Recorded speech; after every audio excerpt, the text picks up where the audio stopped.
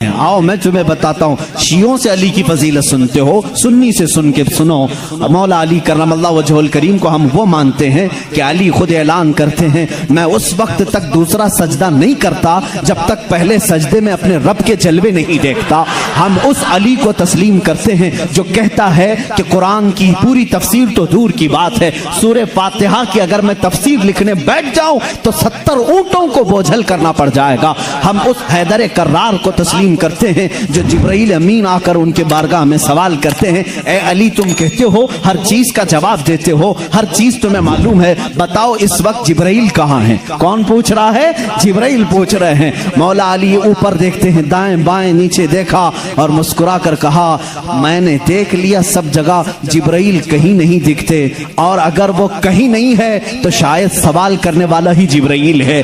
मौला अली करमल्लाहु वजहुल करीम वो सहाबी हैं जिन्होंने जिब्राइल को अपने मजमे में पहचाना। हम सुन्नी इन बातों को तस्लीम करते हैं। और मेरे आका सल्लल्लाहु अलैहि वसल्लम ने बरमला ये ऐलान फरमाया था, मन कुन्तु मौला हो फहादा अलीयुन मौला, मैं जिस का आका हूँ अली उसका आका है। हमने जब नबी को कह दिया सबसे औला व आला हमारा नबी, जहां हम अपने नबी को आका समझते हैं, मेरे नबी के फरमान के मुताबिक मौला को भी हम अली को भी अपना आका समझते हैं। हम सुन्नी अली करमल्लाहु वजहुल करीम की निस्बत ये समझते हैं हमारे सिलसिले उस वक्त तक खत्म नहीं होते जब तक अली की बात ना हो। लेकिन तुम्हारी तरह नहीं खटमलो, हम तुम्हारी तरह से अली की फजीलत नहीं बयान करते जो ये कहते हैं अली रब्बुल अरबाब है, अली खालिक अल्लाह है, मुआज़ अल्लाह रब्बिल आलमीन। हम वो बातें नहीं कहते जो तुम कहते हो कि नबूवत असल अली को मिलने वाली थी, अली सो रहे थे तो जिब्राइल भूल कर मोहम्मद को दे गए। हम वो फजीलत नहीं बयान करते। हम तो कहते हैं मौला अली करमल्लाहु वजहुल करीम को कि इन्हें जो कुछ भी फजीलत मिली है वो रसूलुल्लाह के शरफ से मिली है, मेरे आका की निस्बत से भी मिली है। अली अली इसलिए है कि जब पैदा हुए थे तो रसूलुल्लाह का लुआबे पाक पिया था। अली इसलिए अली हैं, अली की अपनी फजीलत उनकी साथी नहीं है, ये मेरे आका की अता की हुई है। रसूल करीम सल्लल्लाहु तआला अलैहि वसल्लम के लिए हैदर कर्रार उस वक्त खड़े हुए थे जब सारे मक्का वालों ने इनकार किया था, जब पूरे मजमे में हुजूर अकरम सल्लल्लाहु अलैहि वसल्लम ऐलान फरमा रहे थे, है कोई मेरे दीन की तकबीयत के लिए खड़ा होगा? मजमे में बड़े बड़े लोग थे, लेकिन 9 साल की उम्र में अली मुर्तदा खड़े होते हैं, कहते हैं ए मोहम्मद सल्लल्लाहु अलैहि वसल्लम, मैं मानता हूं आप अल्लाह के रसूल हैं। ये पहला मुसलमान था जो पूरे मक्का में बरमला कहता है, ऐ नबी जो तुम आए हो दीन लेकर के वो सच्चा दीन है। मेरे नबी ने ये नहीं कहा 9 साल का बच्चा इतने बड़े दीन की कहां लेकर ये जिम्मेदारी चलेगा, नहीं, मेरे आका ने उसी दिन दुआ के लिए हाथ उठाया, ऐ मौला इस 9 साल बच्चे की टांगों में कुव्वत अता कर दे। उस कुव्वत का आलम ये है, अल्लाह अल्लाह, खैबर की जंग में चलो, हैदर कर्रार की शुजाअत देखो। खैबर की जंग हो रही है, यहूदियों का ऐसा किला जिस पर उन्हें नाज था कि पूरी दुनिया की सुपर पावर मिलकर के भी उनके किले को तोड़ नहीं सकती, मगर मेरे नबी तशरीफ ले गए हैं। किले का मुहासरा हो चुका था, जंग नहीं हो पा रही थी, यहूदी ऊपर से तीर फेंकते थे, सहाबा पीछे हट जाते थे। एक रात मेरे आका सल्लल्लाहु अलैहि वसल्लम सहाबा की इस पसपाई को देख करके ऐलान करते हैं, ए सहाबा आज सो जाओ, आज सो जाओ, कल सुबह होने दो, मैं ये झंडा उसके हाथ में दूंगा जिसको अल्लाह भी पसंद करता है, उसका नबी भी पसंद करता है। सहाबा कहते हैं हुजूर का इतना फरमाना था, नींद किसको आए, नींद किसको आए? मेरे आका के इस फरमान पर सारे सहाबा जागते रहे, पता नहीं सुबह झंडा किसके हाथ में होगा। मजमे में सुबह फजर के बाद सारे जमा थे, हुजूर सल्लल्लाहु अलैहि वसल्लम झंडा लेकर खड़े हैं कि आज का अलम, आज के खैबर का अलम उसके हाथ में दिया जाएगा जो अल्लाह और उसके रसूल को महबूब है। हुजूर ने सब जगह नजरें दौड़ाई, उसके बाद सहाबा कहते हैं मेरा नाम होगा, मेरा नाम होगा। अचानक मेरे आका की जुबान से निकला, अली इब्ने अबी तालिब कहाँ है? उस वक्त वह मजमे में भी नहीं थे, मजमे में भी नहीं थे। कहा या रसूल अल्लाह सल्लल्लाहु अलैहि वसल्लम, कल रात बीमार हो गए, बुखार आया है, आंखें लाल हो गई हैं, आशूबे चश्म, आंखें बहने की बीमारी आती है, आशूबे चश्म आ गया है, आंखें लाल हो गई हैं, आंखें बहुत ज्यादा दुख रही हैं, इसलिए सोए हैं। कहा जाओ उठा लाओ। जाओ उठा लाओ। उठ कर के आए, उसी हालत में आए, बुखार ज़्यादा बदन है, आंखें तप रही हैं और आंखों से पानी रवा है। मेरे आका सल्लल्लाहु अलैहि वसल्लम ने वो अलम हैदर कर्रार के हाथ में दिया, कहा अली जाओ, आज की फतह अल्लाह ने तुम्हारे नाम लिखी है। किसी सहाबी ने ये नहीं कहा इतनी बड़ी जंग का अलम बीमार के हाथ में दिया, आशूब चश्म के हाथ में दिया, नहीं, सहाबा का ये यकीन था जिसके हाथ में मेरे आका परचम पकड़ा है पूरी दुनिया उलट पलट हो जाएगी, फतह उसके कदमों में ही होगी। देखा भी सहाबा ने, हजरत अली करमल्लाहु वजहुल करीम उस दिन बीमार थे। अल्लाह अल्लाह, बीमार का हाल जब ये है तो फिर सेहत का हाल क्या होगा। हैदर कर्रार ललकारते हुए खैबर के यहूदियों को पुकार रहे हैं, आ जाओ, जिसकी माँ ने जन्म दिया है वो मेरे सामने आए। उस वक्त एक मरहब नामी बड़ा यहूदी था जिसको नाज था कि वो 1000 से अकेला लड़ सकता है, अकेला लड़ सकता है। वो गरजते हुए आया, है कोई आज मुसलमानों में जो मेरे मुकाबले में आए। हज़रत अली करमल्लाहु वजहुल करीम ने एक ही जवाब दिया, पूरा शेर मुझे याद नहीं, कहा अनल्लज़ी सम्मा का हैदरा, ए आदमी तू मेरे सामने आया है, आजा, मेरी माँ ने मेरा नाम हैदर रखा है। हैदर किसे कहते हैं तफसील में जाऊंगा, अरबी की खुसूसियत पर बड़ी लंबी बहस हो जाएगी। अरबी में सिर्फ शेर के लिए 1000 लफ्ज आते हैं। शेर के लिए असद भी कहते हैं, गजनफर भी कहते हैं। शेर को जो है जैसे इंग्लिश में लायन है, टाइगर है, थोड़ी थोड़ी सी तकसीम के बाद अरबी में शेर को असद भी कहते हैं, गजनफर भी कहते हैं, अब्बास भी कहते हैं, हैदर भी कहते हैं, कई नाम आते हैं। लेकिन शेर सब एक ही तरह के नहीं होते हैं, शेर सब एक ही तरह के नहीं होते।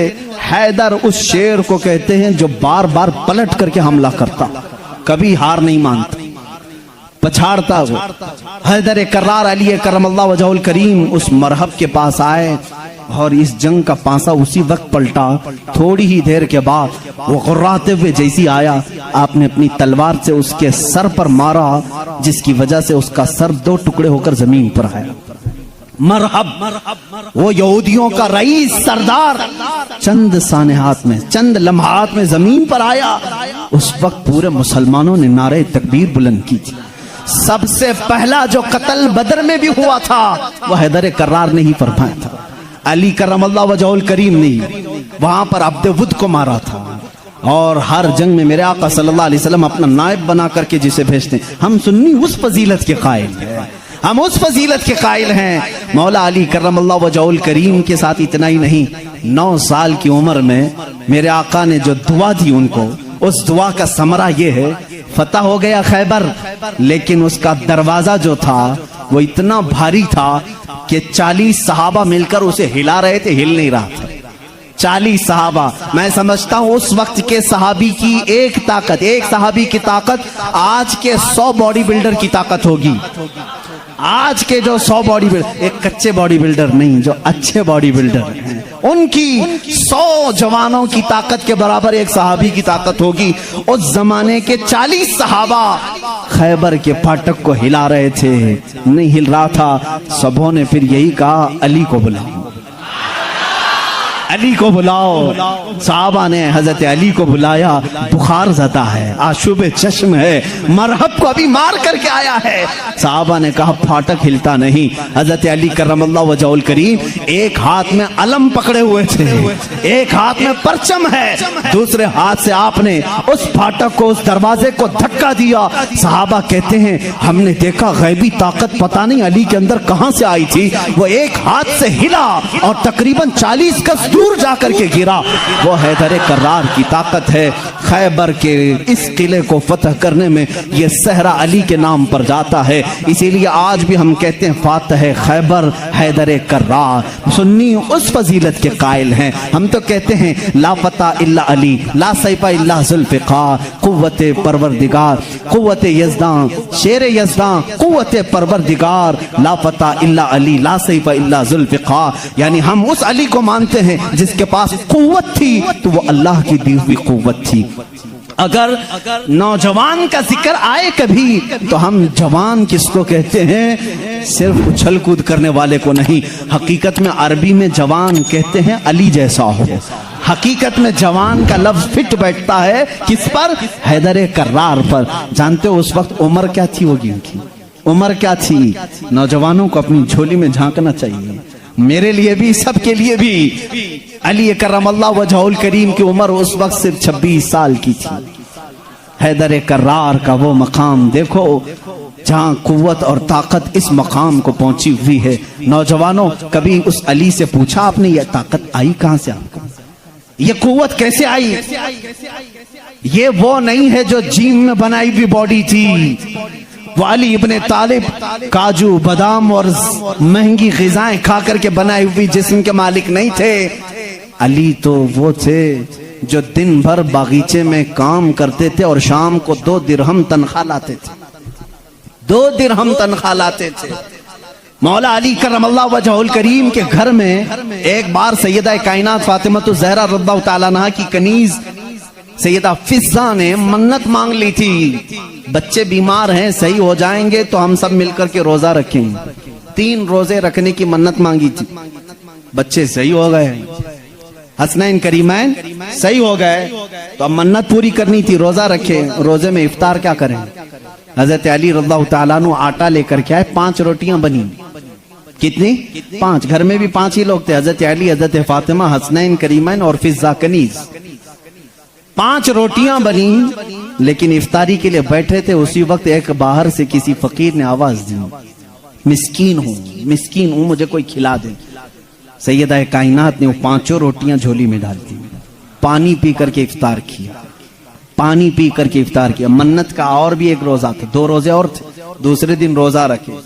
روزے کے عالم میں حضرت علی رضی اللہ تعالیٰ عنہ پھر کام کے لیے چلے گئے باغیچے میں، 2 درہم لے کر کے پھر آٹا لے کر کے آئے۔ آج دفتر خان پر دوسرے دن کا روزہ کیا ہوتا ہوگا؟ یہاں پہلے دن کے روزے میں چکر آتے ہیں، دوسرے دن کے روزے پر دسترخوان پہ پھر 5 ہی روٹیاں تھیں۔ ایک یتیم بچہ آ کر کھڑا ہو گیا، کہا اہل بیت کا گھرانہ ہے، کوئی مجھے کھلا سکتا ہے؟ سیدہ کائنات نے پوری 5 روٹیاں دی تھی، 1 دے دیتے، 4 رکھ لیتے، پوری دے دی، پانی پی کر کے روزہ رکھے۔ تیسرا بھی روزہ تھا اور تیسرے دن بھی کام کرنے کے لیے، تیسرے دن بھی آئے اور پھر 5 روٹیاں بنی۔ آج افطار کے لیے بیٹھے تھے تو جیل سے چھوٹا ہوا ایک قیدی آ گیا۔ پہلے دن مسکین آیا، دوسرے دن یتیم آیا، تیسرے دن ایک قیدی آیا، کہا بڑے دن ہو گئے اچھا کھانا کھا کر کے، میں کہیں اور کیوں جاؤں؟ میں نے سوچا علی کے گھر جاؤں، یہاں سے کچھ تو مل ہی جائے گا۔ 5 روٹیاں پھر اٹھا کے دے دی۔ 3 دن روزہ بھی اور افطار بھی نہیں، کیا حالت ہوگی؟ حیدر کرار کی طاقت کو تم محسوس نہیں کر سکتے۔ سیم وہی چیز جو عثمان غنی کی دولت نہیں سمجھ سکتے، اسی طرح حیدر کرار کی طاقت بھی سمجھ میں نہیں آئے گی۔ ان کا کیلکولیشن نہیں ہو پائے گا مال کا، اور ان کو تولنے والا کوئی وزن نہیں ہو سکے گا۔ حیدر کرار کی طاقت کیا تھی؟ میں سمجھتا ہوں کوئی وزن ان کو تول نہیں سکے گا۔ اس دن بھی بغیر افطار کیے پانی پر تھے، لیکن پیٹ سے لگ گیا ہے۔ بچے کنارے بیٹھے ہیں، رسول کریم صلی اللہ تعالیٰ علیہ وسلم گھر میں آئے، بات کرنے کی سکت نہیں تھی۔ حضور نے پوچھا یہ کیا حال ہے؟ حضور اکرم صلی اللہ علیہ وسلم ابھی پوچھ رہے تھے، جبرائیل آیت لے کر آ گئے، یطعمون الطعام علی حبہ مسکینا و یتیما و اسیرا۔ اے رسول، یہ وہ گھرانہ ہے جو اللہ کی محبت میں کبھی مسکین کو کھلاتا ہے، کبھی یتیم کو کھلاتا ہے اور کبھی قیدی کو کھلاتا ہے، اور اللہ ان کا امتحان لے رہا تھا۔ اے رسول، جنت سے ان کے لیے دسترخوان بھیجا گیا ہے، کھانے نعمت ان کے گھر میں اترا، جنت سے کھانا آیا۔ کھانا کھانے کے بعد جانتے ہو جبرائیل امین نے بتایا، یا رسول اللہ صلی اللہ علیہ وسلم کہہ دیں مبارک ہو علی، مبارک ہو فاطمہ، وہ مسکین آیا، ایک دن یتیم آیا، ایک دن قیدی آیا، وہ کوئی یتیم، کوئی مسکین، کوئی قیدی نہیں تھا، وہ تو اللہ کے فرشتے تھے جو اہل بیت کا امتحان لے رہے تھے۔ اہل بیت امتحان میں کامیاب ہو گئے۔ علی کرم اللہ وجہہ الکریم کا حال وہ ہے۔ میں نے ایک واقعہ پڑھا تھا، حضرت عثمان غنی نے ایک دن دعوت کی تھی حضور صلی اللہ علیہ وسلم کی۔ یہ میں نے اپنے عربی احادیث میں نہیں پڑھا، اردو کی کتابوں میں ملتا ہے۔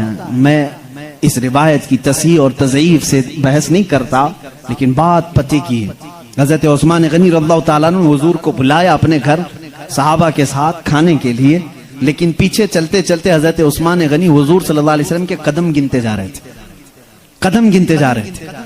تو حضور صلی اللہ علیہ وسلم جب گھر کے قریب پہنچے تو پوچھا عثمان میرے گھر تک قدم کیوں گنتے آئے؟ کہا یا رسول اللہ صلی اللہ علیہ وسلم عثمان کی یہ خواہش ہے کہ آج آپ میرے گھر تشریف لائیں، جتنے قدم میرے گھر تک آپ کے پڑے ہر قدم کے بدلے ایک غلام آزاد کروں. اس زمانے میں ایک غلام کو آزاد کرنا، پھر میں بتاؤں، اس زمانے کے 1,00,000 روپے دینے کے برابر ہے. اس زمانے کے 1,00,000 دینے کے برابر ہے. قدم کتنے پڑے ہوں گے اتنے غلام حضرت عثمان غنی نے آزاد کر دیے. حضور کی شان سے ضیافت کی. یہ حضرت علی بھی اس دعوت میں تھے. گھر آئے تو آپ غمگین تھے. غمگین کیوں نہ ہو، نیکیوں میں سبقت حاصل کرنے کا جذبہ ہر ایک کو ہونا چاہیے. کاش میرے پاس مال ہوتا تو میں بھی ایسی دعوت کرتا. سیدہ کائنات فاطمہ الزہرا نے محسوس کر لیا. پوچھا کیوں غمگین ہے؟ کہا عثمان نے ایسی دعوت کی، حضور کے ہر قدم کے بدلے غلام آزاد کیے. حضرت فاطمہ نے کہا جائیں آپ بھی دعوت دیں. حضور صلی اللہ علیہ وسلم کو آپ بھی بلائیں، آپ بھی قدم گن کر کے آئیں. کہا فاطمہ ہمارے پاس مال کہاں ہے، ہم اتنا مال کہاں سے خیرات کریں گے، کہاں خرچہ کریں گے. حضرت فاطمہ کا توکل دیکھو. کہتی ہیں اے علی ہم بڑے نہیں تو کیا ہوا، ہمارا اللہ بہت بڑا ہے، اللہ بہت بڑا ہے، انتظام کرے گا رب تعالیٰ. حضرت علی نے یہ بھی نہیں کہا عورت کی بات سن کر کہ کہاں جائیں، وہ دختر رسول تھی. یقین کیا اور گئے. آقا کل وہاں گئے تھے، آج ہمارے ہاں چلے. حضور صلی اللہ علیہ وسلم نے دعوت قبول فرما لی. صحابہ کو کہا چلو ساتھ چلتے. حضرت علی گنتے گئے قدم. فاطمہ نے کہا ہے گنتے ہوئے گھر تک آئے. حضرت علی رضی اللہ تعالیٰ عنہ جب گھر پر پہنچے تو حضرت فاطمہ سے پوچھا کیا بنایا ہے؟ کہا چھوٹا سا ہانڈی میں جو کچھ بھی ہے بنا لیا. حضور اکرم صلی اللہ تعالیٰ علیہ وسلم کی بارگاہ میں کھانا پیش کیا گیا. جو تھا صحابہ کھاتے رہے. اس دسترخوان پر جتنے صحابہ آئے سب کھائے، اس ہانڈی کا کھانا ختم ہی نہیں ہوتا. میرے آقا صلی اللہ تعالیٰ علیہ وسلم مسکرانے لگے. اے صحابہ جانتے ہو اس ہنڈیا میں جو آج تم نے کھایا ہے یہ جنت کا خوان ہے. فاطمہ کی خواہش پر رب ذوالجلال نے نعمت جنت اتاری ہے. بات اتنی سنی حضرت علی کرم اللہ وجہ الکریم خوش ہو گئے. فاطمہ تیری بات پر اللہ نے ہماری لاج رکھ لی.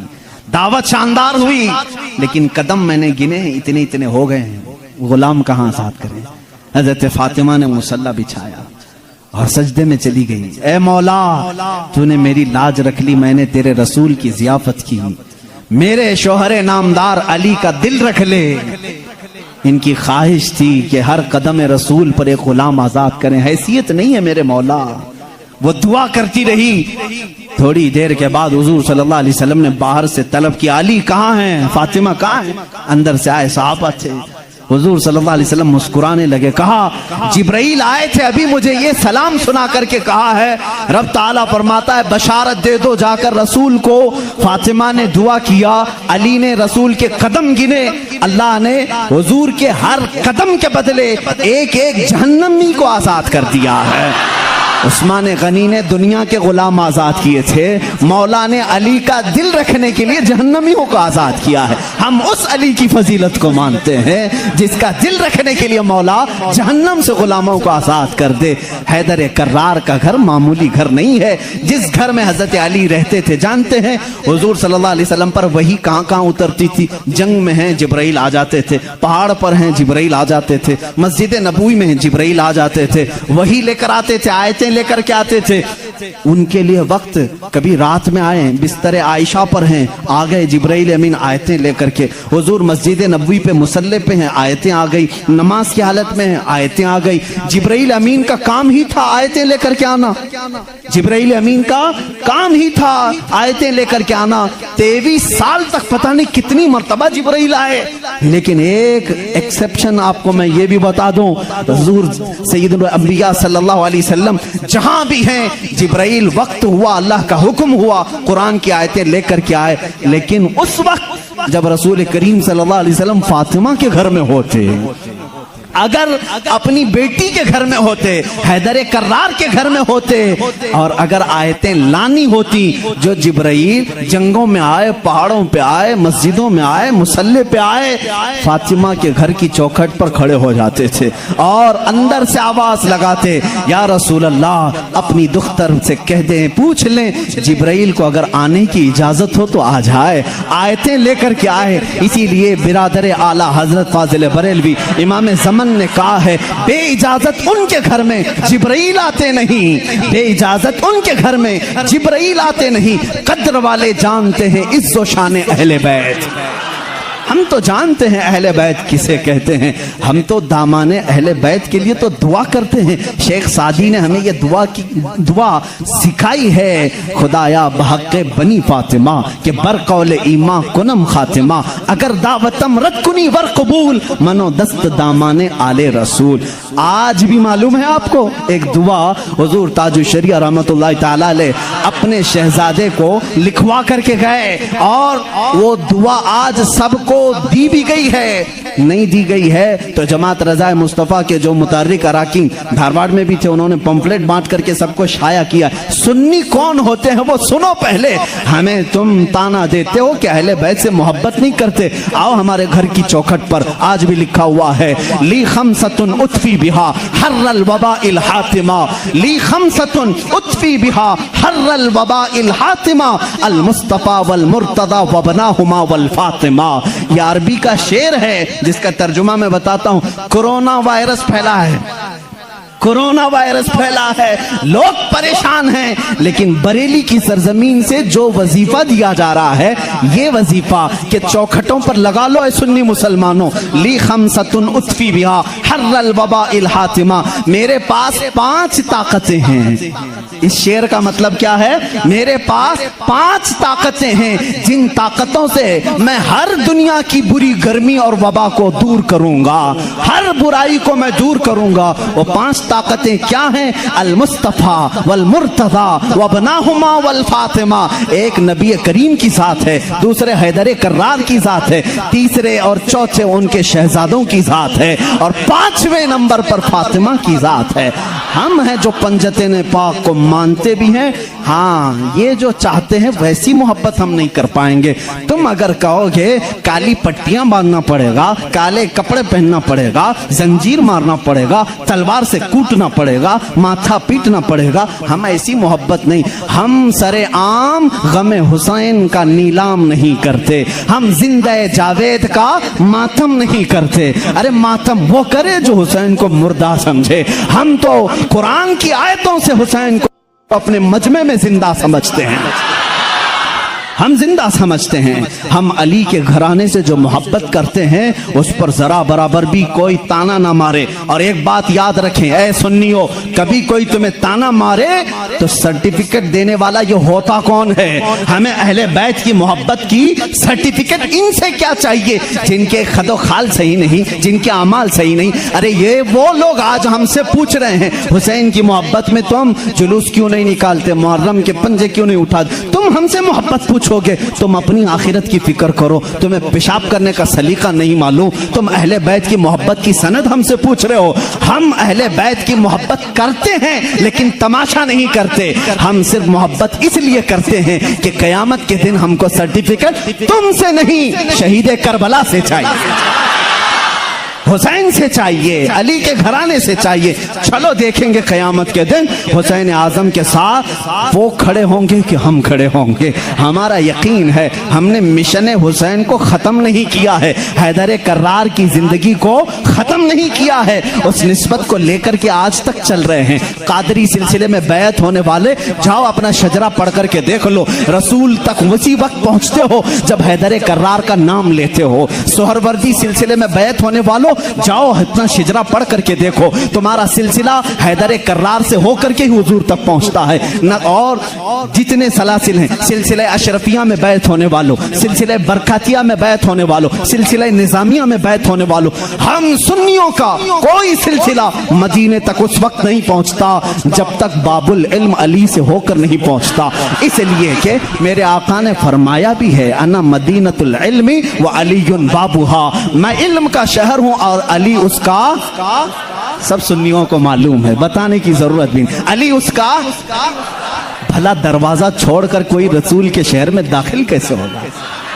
داخل کیسے ہوگا؟ دروازہ چھوڑ کے کہاں سے آئے گا؟ اوپر سے آئے گا، نیچے سے آئے گا، دروازے سے جائے گا۔ ہم علی کو دروازہ شہر رسول کہتے ہیں۔ اے لوگو تم تانا کیا دو گے ہم کو؟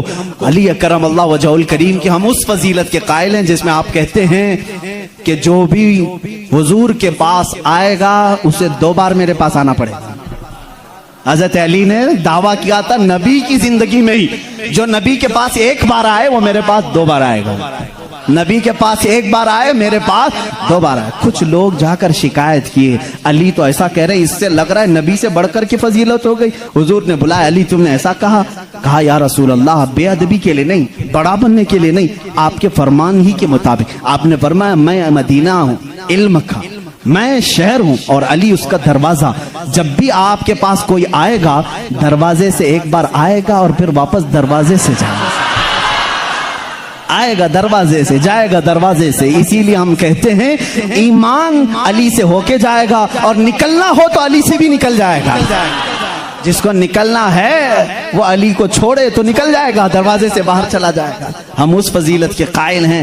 حیدر کرار کی محبت ہمارے لیے ایمان کا درجہ رکھتی ہے، ایمان کا درجہ رکھتی ہے، کیونکہ میرے آقا صلی اللہ علیہ وسلم نے فرمایا جو آل محمد کی محبت میں مرا اسے شہادت کی موت ہے۔ سنی اہل بیت سے محبت کرتے ہیں کتنے؟ علی کرم اللہ وجہہ الکریم کی ذات کو میں پورا بیان نہیں کر سکا۔ یہ وہ نوجوان ہیں جو 9 سال کی عمر میں اسلام کا علم اٹھانے کی تیاری میں ہیں۔ 9 سال کے بچے آج ہمارے کہاں ہیں؟ پوچھو، آج میں دعوت دیتا ہوں کتنے نوجوان کھڑے ہوں گے ناموس رسالت کے لیے، میرے آقا صلی اللہ تعالیٰ علیہ وسلم کی عظمت کے لیے۔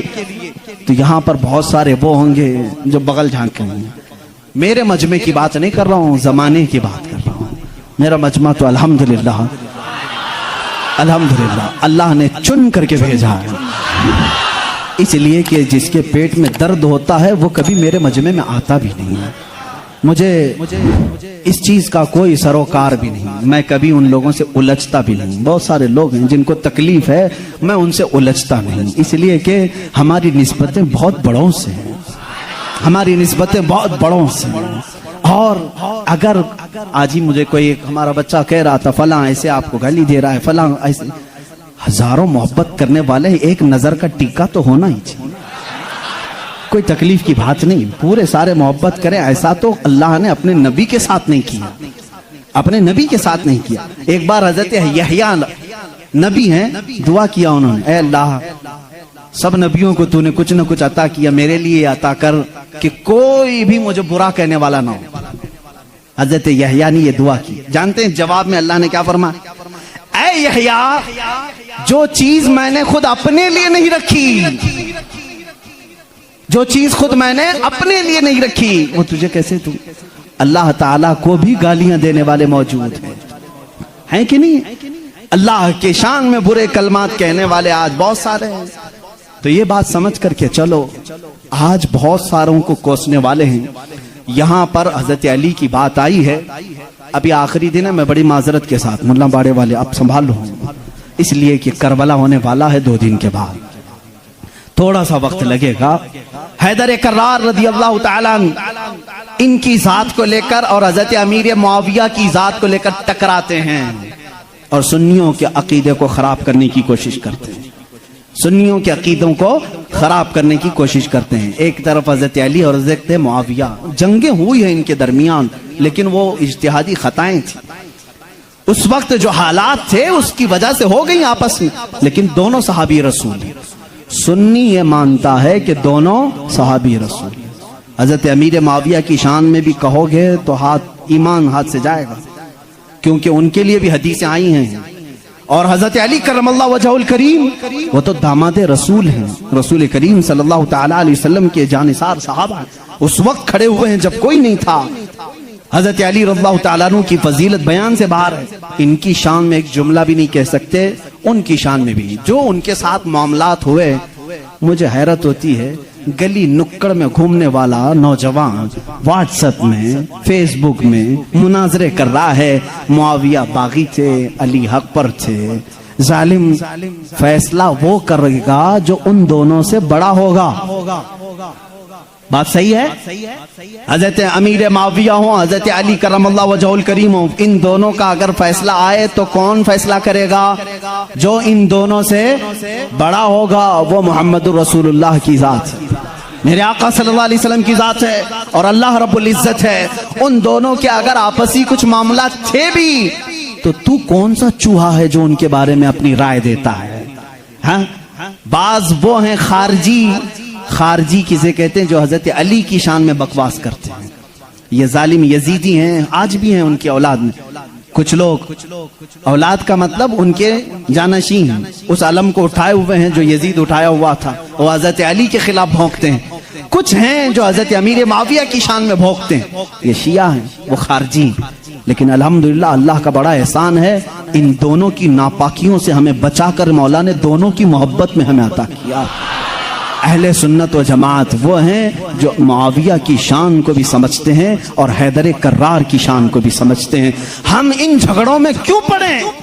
قیامت کے دن ہماری نمازوں کے بارے میں ہم سے پوچھا جائے گا, جنگ جمل, جنگ صفین کے بارے میں نہیں پوچھا جائے گا. بتاؤ کہیں کسی کتاب میں لکھا گیا ہے قیامت کے دن اللہ تم سے اٹھائے گا اور پوچھے گا علی اور معاویہ کے درمیان جنگ جمل کیوں ہوئی تھی, جنگ صفین کیوں ہوئی تھی؟ تم سے پوچھا جائے, مجھ سے پوچھا جائے؟ ان کا معاملہ ہے, اللہ ان سے پوچھے گا. میاں تو ڈر, تجھے تیری نماز کے بارے میں پوچھا جائے گا, تجھے تیرے عمل کے بارے میں پوچھا جائے گا. اپنا سب کچھ بھول کر کے وہ صحابہ کے بارے میں زبان درازی کر رہا ہے. اس لیے بچو, یہ رافضیوں کے پھیلائے ہوئے جراثیم سے اپنے معاشرے کو بچاؤ. نوجوانوں کو بھی میں تلقین کرتا ہوں, جب ایسی بحثیں آئیں تو وہاں سے اٹھ جانا, اس لیے کہ شیطان تمہیں غارت کرنے جا رہا ہے, تمہیں برباد کرنے جا رہا ہے. ایسے جھوٹے اور جعلی پیر بھی آئے ہیں جو اہل بیت کی محبت کا راگ الاپتے ہیں, لیکن ان کے اندر علی کی محبت اتنی نہیں, بلکہ معاویہ کی دشمنی کوٹ کوٹ کے بری. وہ صرف یہ چاہتے ہیں کہ حضرت امیر معاویہ کو کافر ثابت کر دیں, باغی ثابت کر دیں. بھولے بھالے مسلمانوں کو یوں بتائیں, دیکھو یزید ان کا بیٹا تھا, حسین کو قتل کیا, بیٹے نے کیا تو کیا ہوا؟ حضرت نوح علیہ السلام کا بیٹا بھی کافر نکلا, کیا اللہ کے نبی کو تانا دو گے؟ ابو جہل دشمن رسول تھا, لیکن بیٹے اکرمہ صحابی رسول تھے. باپ کی غلطی بیٹے کو نہیں, بیٹے کی غلطی باپ کو نہیں دی جائے گی. حضرت امیر معاویہ اس وقت انتقال کر چکے تھے جب کربلا کے واقعات ہوئے تھے, نہیں تھے حضرت امیر معاویہ رضی اللہ تعالی. تو ان بحثوں میں نہ پڑو. مسلمانوں سے مجھے بڑی حیرت ہوتی ہے جن کو حلال و حرام ابھی نہیں معلوم, جن کو نماز میں کتنے فرض ہے وہ نہیں معلوم, ارے وضو کے طریقے نہیں معلوم, غسل کا طریقہ نہیں معلوم, تیمم کا مسئلہ پوچھ لو تو آنکھیں اوپر چلی جائیں. یہ مسائل جو بیسک ہیں یہ نہیں جانتے. معاویہ کی شان میں بکواس, علی کی شان میں بکواس, اور جنگ جمل کیوں ہوئی تھی, جنگ صفین کیوں ہوئی تھی, یہ بحث چھیڑ کے بیٹھے. آج ان تمام بحثوں سے اپنے آپ کو دور کر لو. کچھ لوگ وہ ہیں جو ابھی سیدنا ابو بکر صدیق اور سیدہ فاطمہ الزہرا کے درمیان جو معاملات ہوئے اس کو لے کر کے پڑے ہوئے ہیں. یہاں پر بھی میں یہی کہوں گا, اے سنی مسلمانوں, ان اختلافی بحثوں سے اپنے آپ کو دور کر لو. سیدنا ابو بکر صدیق, یہ مسئلہ میں اب چھیڑوں گا نہیں اپنے اس مجمع میں. حضرت فاطمہ الزہرا رضی اللہ تعالیٰ عنہ کے درمیان کیا ہوا تھا, کیوں شک میں ڈالتے ہو 1400 سال بعد آنے والوں؟ حضرت فاطمہ رسول کریم صلی اللہ علیہ وسلم کا باغیچہ لینے گئی تھی جب حضرت ابو بکر خلیفہ تھے, جو باغ فدق تھا. حضرت ابو بکر صدیق نے یہ کہا, میں نے حضور سے یہ حدیث سنی ہے کہ نبی کی وراثت نہیں بٹتی, کسی بھی نبی کی وراثت نہیں بٹتی, جو نبی چھوڑ جاتے ہیں وہ پوری امت کے لیے صدقہ ہے. انہوں نے جو حدیث سنی وہ بیان کر. حضرت فاطمہ رضی اللہ تعالیٰ عنہ واپس آ گئی, ایک باغیچے کو لے کر کے دونوں کے درمیان بات. شیعہ آپ جب بیان کرتے ہیں سننا مت, میں اجازت نہیں دوں گا ان کی تقاریر سننے کی, کیونکہ بھولے مسلمان کبھی بھی بیٹھ جاتے. لیکن جو میں سنا ہوں, رو رو کر کے بیان کرتے ہیں لوگوں کے درمیان. فاطمہ زہرا صدیق اکبر کے پاس گئی, ان کے چہرے پر تماچے مارے ہیں, ان کی چادر کھینچ لی، سارے قریش کی عورتوں نے انہیں پتھر مارے، وہ روتی ہوئی گھر میں آئی اور اسی غم میں انتقال کر گئی۔ ان کو شہیدہ کہتے ہیں کہ ان کو قتل کیا گیا۔ یہ جھوٹے قصے گڑھ کر کے مسلمانوں کو تباہ کرنا چاہتے ہیں۔ اے نادانو، تمہیں کیا معلوم صدیق اکبر رسول کریم صلی اللہ علیہ وسلم کے گھر والوں سے کتنی محبت کرتے تھے، کتنا ادب کرتے تھے۔ زندگی بھر اپنی خلافت پہ جب تک تھے، وہ باغ کی جو بھی انکم ہوتی تھی وہ سب اہل بیت پہ خرچہ کرتے تھے، اہل بیت پہ خرچہ کرتے تھے۔ لیکن جو اصول تھا رسول کریم کی حدیث کا، وہ انہوں نے سنایا۔ اب یہاں ایک عقیدہ بھی سنا دوں میں آپ کو، عقیدہ بھی۔ صدیق اکبر حضور صلی اللہ علیہ وسلم کا وہ باغیچہ دے دیتے ہیں۔ حضور کی وفات کے بعد حضور کے بیٹے بیٹیوں میں وارثوں میں کون تھا؟ صرف حضرت فاطمہ تھی۔ تو انہوں نے آیت قرآن کی پڑھی کہ باپ کی وراثت بیٹی کو ملتی ہے، تو وہ پوچھنے کے لیے گئی تھی۔ لیکن جب حضرت ابوبکر نے بتا دیا نبی کی وراثت نہیں بڑھتی، عام لوگوں کی وراثت بڑھتی، نبی کی وراثت نہیں بڑھتی، حضرت فاطمہ واپس آ گئی۔ معاملہ اتنا ہی ہے، ہم سنی اتنا ہی کہتے ہیں، یہ بھونکتے ہیں۔ صدیق اکبر کی شان میں غلیظ الفاظ کہتے ہیں۔ میں تمہیں بتاؤں، حضرت ابوبکر نے ایک اس کے ساتھ عقیدہ بھی دیا، میں مر جاؤں، میں اگر مر جاؤں، اگر 1000 روپے چھوڑا ہوں، میرے بچے ہیں تو اس میں ڈیوائیڈ ہو جائے، بیٹے کو اتنا، بیٹیوں کو اتنا۔ آپ میں سے کوئی فوت ہو جائے، آپ کی اولاد کو بانٹا جائے گا کہ نہیں بانٹا؟ لیکن مجھے بتاؤ، میں زندہ ہوں ابھی، اور میری وراثت اگر میرے اولاد میں بانٹنے کے لیے آ جاؤ گے تو اس کو وراثت نہیں کہتے، اس کو کیا کہتے ہیں؟ وراثت نہیں کہتے۔ شریعت کہتی ہے وراثت موت کے بعد ہی ہوگی۔ شریعت کیا کہتی ہے؟ وراثت وفات کے بعد ہی ہوگی۔ صدیق اکبر نے یہ ہمیں عقیدہ دیا ہے، وراثت اس کی بٹے جو فوت ہو چکا۔ ہم تو رسول اللہ کو قبر میں زندہ تسلیم کرتے ہیں، وہ باحیات ہیں، اپنی برزخی زندگی میں ان کی وراثت نہیں بانٹی جائے گی۔ اور یہی سے شریعت ہمیں یہ بھی عقیدہ دیتی ہے، ہم کوئی بھی ہو، ہمارے انتقال کے بعد ہماری بیویوں کو اختیار ہے عدت گزارنے کے بعد دوسرے سے نکاح کر سکتی ہے۔ وہ بیوہ کو اجازت ہے، میں مر جاؤں، آپ میں سے کوئی فوت ہو جائے، بیویوں کو اختیار ہے عدت گزارنے کے بعد دوسرے سے نکاح کر سکتی ہیں۔ لیکن شریعت کا قانون ہے، رسول اللہ کی جتنی بیویاں ہیں پوری عمر بھر کبھی کوئی دوسرا ان سے نکاح نہیں کر سکتا، اس لیے کہ اصول ہے زندہ شوہر کی موجودگی میں کوئی دوسرا نکاح نہیں کر سکتا۔ رسول پاک اپنی قبر میں زندہ ہیں، ان ازواج مطہرات کے نکاح کا تعلق قبر اطہر میں بھی باقی ہے۔ اسی لیے تو حضرت صدیقہ عائشہ فرماتی ہیں، جب رسول کریم صلی اللہ علیہ وسلم دفن ہوئے حجرے میں، وہ جاتی تھی حجرے کی صفائی کرتی تھی۔ حضرت ابوبکر کا انتقال ہوا، اسی حجرے میں دفن ہوئے، وہ جاتی تھی حجرے کی صفائی کرتی تھی۔ کون؟ حضرت عائشہ۔ اور ایک عقیدہ میں دیتا ہوں، حضرت عائشہ کا حجرہ تھا، کمرے کی چابی ان کے پاس تھی۔ حضور ان کے کیا تھے؟ سب کو معلوم ہے نا، حضرت عائشہ کے کیا تھے؟ شوہر تھے۔ اور حضرت ابوبکر حضرت عائشہ کے کیا تھے؟ باپ تھے۔ اب تیسرے نمبر پر حضرت عمر آئے، قبر میں دفن کیے، اس کے بعد حضرت عائشہ نے وہ چابی دوسروں کے حوالے کر دی۔ پھر اندر حجرے میں نہیں جاتی تھی، خود نہیں جاتی تھی کچرا جھاڑنا صفائی کرنے کے لیے۔ پوچھا گیا کیوں نہیں جاتی آپ؟ اتنے سالوں تک جاتی تھی۔ کہتی ہیں میرے شوہر رسول کریم صلی اللہ علیہ وسلم تھے، میرے باپ ابو بکر صدیق تھے، دونوں میرے لیے محرم تھے، میں ان کے سامنے جا سکتی تھی۔ جب سے حضرت عمر دفن ہیں، ایک غیر محرم کے سامنے جانا ہمارے لیے اجازت نہیں۔ کوئی ان سے پوچھے عمر تو قبر میں ہے، عائشہ جواب دیں گی قبر میں ہوا تو کیا ہوا، ان کی زندگی بھی زندوں کی طرح ہے۔ انہوں نے یہ عقیدہ دیا ہے، عائشہ صدیقہ عمر کو جب زندہ سمجھ کر کے حجرے میں نہیں جاتی ہے تو رسول اللہ کی زندگی کا حال کیا ہوگا؟ تو زندہ ہے واللہ، تو زندہ ہے واللہ، میری چشم عالم سے چھپ جانے والے حضرت عثمان اور حضرت علی کی بات آج تھی، میں کمپلیٹ کر دوں۔ مولا عثمان، مولا حیدر کرار کی دونوں کی شہادت ہوئی ہے۔ حضرت عثمان غنی کی شہادت قرآن کی تلاوت کے وقت ہوئی، اور حیدر کرار کی شہادت رمضان کے مہینے میں فجر کی نماز کو چاہتے ہوئے مسجد میں شہادت ہوئی۔ ایک کا محراب ہے، دوسرے کا قرآن ہے۔ کل قیامت کے دن دونوں شہیدوں کے لیے کون کون کھڑے ہوں گے؟ ایک کے لیے قرآن گواہی دے گا، دوسرے کے لیے محراب مسجد کھڑی ہوگی۔ اللہ اللہ، ان کی یہ شان ہے۔ حیدر کرار کی زندگی کہاں سے شروع ہوئی، کہاں ختم ہوئی، دیکھا آپ نے؟ روایات یہ بتاتی ہیں حضرت علی کی ولادت خانہ کعبہ کے اندر ہوئی. ان روایات میں اگرچہ اختلاف ہے لیکن حضرت علی کرم اللہ وجہہ الکریم کی ولادت اللہ کے گھر میں ہوئی. اور آپ جب پیدا ہوئے ان کی ماں فاطمہ بنت اسد کہتی ہیں حضرت علی دودھ نہیں پی رہے تھے. پیدا ہونے کے بعد دودھ نہیں پی رہے تھے, آنکھ بھی نہیں کھول رہے تھے. لوگوں کو ایسا لگا معذور بچہ تو نہیں آ گیا, بیمار بچہ تو نہیں آ, پیتا بھی نہیں, آنکھ بھی نہیں کھولتا. یہ بات حضور صلی اللہ علیہ وسلم کو پہنچائی گئی. ابھی اعلان نبوت نہیں فرمایا تھا میرے آقا نے. حضور اکرم صلی اللہ علیہ وسلم آئے, ان کی ماں کی گود سے خود لے لیا. حضور صلی اللہ علیہ وسلم نے اپنے گود میں لیا. اللہ کے نبی صلی اللہ علیہ وسلم نے اپنا منہ سے دہن مبارک سے لعاب نکال کر حضرت علی کے منہ میں رکھ, انگلی کو انہوں نے چوسنا شروع کر دی. جو ماں کے سینے سے دودھ نہیں پی رہے تھے وہ انگشت رسول پینے لگ گئے. اس دن حضور نے کیا پلایا ہوگا وہ تو حیدر کرار ہی جانا. اسی لیے تو باب العلم کہا گیا ہے. اسی لیے تو علی کہتے ہیں میں سورہ فاتحہ کی تفسیر لکھوں تو 70 اونٹ بوجھل ہوں گی. یہ برکت آئی تھی وہ رسول پاک کی انگلی سے, اور چوسا تو پہلی غذا پیٹ میں گئی ہے رسول پاک کی انگلی سے.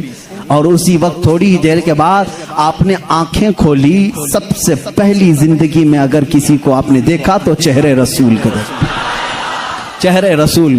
اس کی فضیلت ہم کیا بیان کریں. جو کعبے میں پیدا ہوا, پہلی غذا حضور کی انگشت مبارک چوسا, اور اس کے بعد دیکھا بھی زندگی میں تو پہلے چہرے رسول دیکھا. ابتدا جس نے زندگی کی یہاں سے کی ہے اس کے مقام کو کون پہچان سکتا ہے, کون جان سکتا ہے. اسی لیے میرے عزیزو, جب زندگی کا خاتمہ ہونا ہے, خاتمہ ہونا ہے, رمضان کا مہینہ ہے, روزوں کے دن ہیں, اور فجر کے وقت حضرت علی کرم اللہ وجہہ الکریم مسجد میں آ چکے ہیں, مسجد میں آ چکے ہیں. ظاہر سی بات ہے فجر کا وقت ہوا ہوگا تو روزہ بھی ہوں گے, روزہ بھی ہوں گے, نماز کا وقت ہوگا. اسی وقت ایک عبد الرحمن ابن ملجم نام کا خارجی کتا آپ کے پیٹھ کے پیچھے سے وار کیا, اور زخم اتنا گہرا ہو گیا کہ حضرت علی کرم اللہ وجہہ الکریم کے سینے کے باہر سے وہ خنجر باہر آیا. کچھ بھی آپ کو پلایا جاتا تو زخموں کے راستے سے باہر نکل جاتا تھا. اتنی خطرناک قسم کا خنجر اس نے مارا اور مصلی پر آپ گر پڑے تھے. حضرت علی کرم اللہ وجہہ الکریم کی زندگی یہاں سے شروع ہوئی. اے مسلمانوں سوچو, جس کی ابتدا خانہ کعبہ سے ہوئی اور اختتام محراب مسجد میں ہوئی, اس علی کی نمازوں کا حال کیا ہوگا. اسی لیے تو یہ بات آئی کہ جس کی زندگی کعبے سے شروع ہوئی اور محراب مسجد میں ختم ہوئی. توجہ چاہتا ہوں, جس کی زندگی کعبے سے شروع ہوئی محراب مسجد میں ختم ہوئی. اسی لیے مولا بھی یہ نہیں چاہتا تھا کہ اس حیدر کرار کی کبھی نماز قضا ہو. ایک بار رسول پاک صلی اللہ علیہ وسلم ان کے زانوں پر سر رکھ کر سو رہے تھے.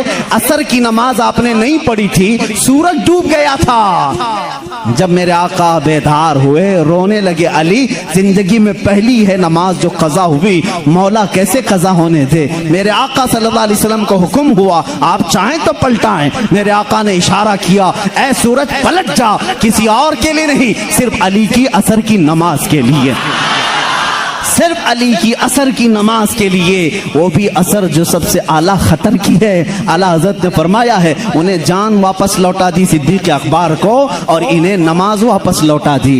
حضور اکرم صلی اللہ علیہ وسلم نے لوٹایا. حضرت علی کرم اللہ وجہہ الکریم نے اپنی نماز مکمل کی. سورج اپنے معمول کے مطابق واپس پھر غروب ہوا. پوچھو اس آج سورج سے, آج تک ہے کسی نے تجھے غروب ہونے کے بعد لوٹا دیا ہو, لوٹایا ہو؟ تاریخ ہمیں بتا دیں کبھی اس سورج کو کسی نے پلٹایا ہو؟ نہیں میرے عزیزو. نمرود نے ابراہیم علیہ السلام کے ساتھ مناظرہ کیا تھا.